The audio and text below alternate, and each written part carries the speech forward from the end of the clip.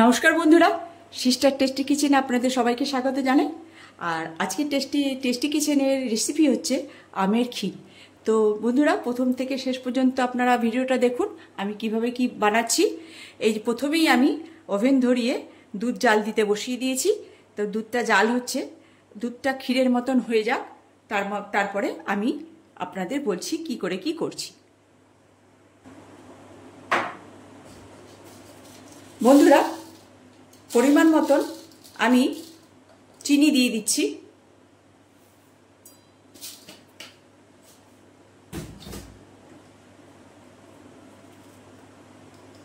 স্বাদ অনুসারে একটু নুন দিয়ে দিচ্ছি।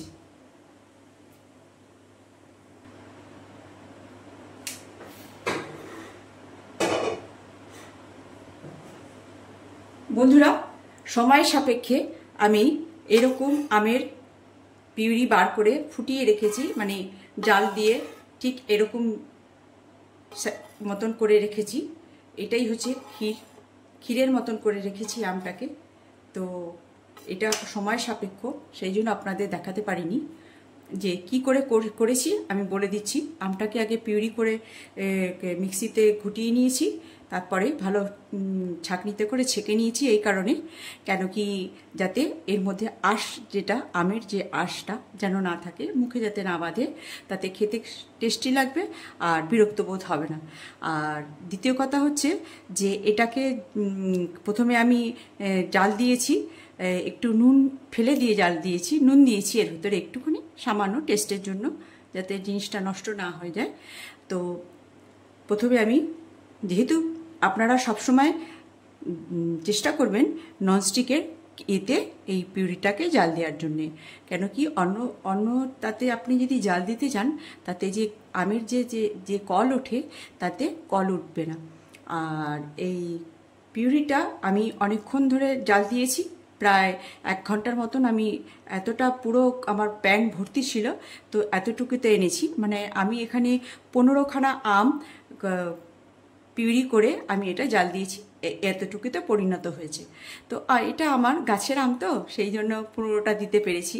বন্ধুরা, আপনারা আপনাদের সামর্থ্য অনুযায়ী যতটুকু দরকার ততটুকু ইয়ে করে আপনারা জাল দিয়ে বানিয়ে নেবেন। আর দ্বিতীয় কথা হচ্ছে যে এই পিউরিটা আমি একসঙ্গে করে রেখেছি, মানে সময় সাপেক্ষর জন্যে। তো কেমন লাগছে বন্ধুরা আমের পিউরিটা দেখতে? আমি এখানে কোনো ফুড কালার দিইনি, এটা পুরোটাই আমেরই কালার আর আমেরই টেস্ট। তো দেখতে থাকুন, আমি বানাচ্ছি আমের ক্ষীর।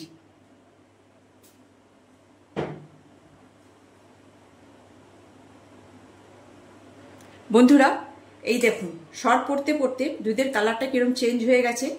আর এই যে সরগুলো, ঠিক সরগুলো এরকম করে পড়বে, এতটাই ভাবে দুধটাকে আমার জাল দিতে হবে, তবে গিয়ে দেখতেও ভালো লাগবে আর আমের ক্ষীরটা এর সঙ্গে খেতেও ভালো লাগবে। তো যতদূর চেষ্টা করবেন যে দুধটাকে জাল দিতে দিতে ওই মাঠা তৈরি করে, মানে একদম শুকিয়ে না, কিন্তু এই যে বারবার করে সে শটটা পড়বে, আর এই যে শটটাকে ভেঙে দিয়ে আবার মিশিয়ে দিতে হবে, তাহলে খুব সুন্দর সুস্বাদু লাগবে আমটার সঙ্গে খেতে। বন্ধুরা দেখুন, এই যে আমার দুধটা কতটা ছিল আর কতটুকুতে নিয়ে এসছি, ঠিক শর্ট হতে হতে এই পজিশনে আসবে। তো আমার দুধ এখানে কমপ্লিট। তো এবারে আমি করব প্লেটিং। বন্ধুরা, এই যে আমার আমের ক্ষীর, কেমন লাগছে বন্ধুরা? সামান্য রেসিপি, দেখতে কেমন লাগছে বন্ধুরা? নিশ্চয়ই ভালো লাগছে। তো সামান্য রেসিপি আপনারা বানিয়ে খাবেন। কেমন লাগছে বন্ধুরা? প্রত্যেকটি পুরোটা ঘুরিয়ে দেখিয়ে দিচ্ছি। দুধটাকে ঠিক এই পজিশনে আপনারা বানাবেন, যাতে ওর সঙ্গে ধরে, আমের পিউরিটার সঙ্গে ধরে ধরে খেতে ভীষণ ভালো লাগবে। এটা হচ্ছে আমের ক্ষীর।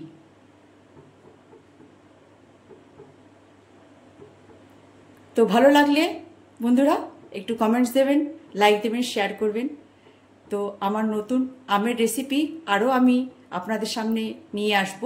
তো এখন আমি আমার রেসিপি আপনাদের কেমন লাগছে তাহলে বানিয়ে খাবেন আর এনজয় করবেন। বাই।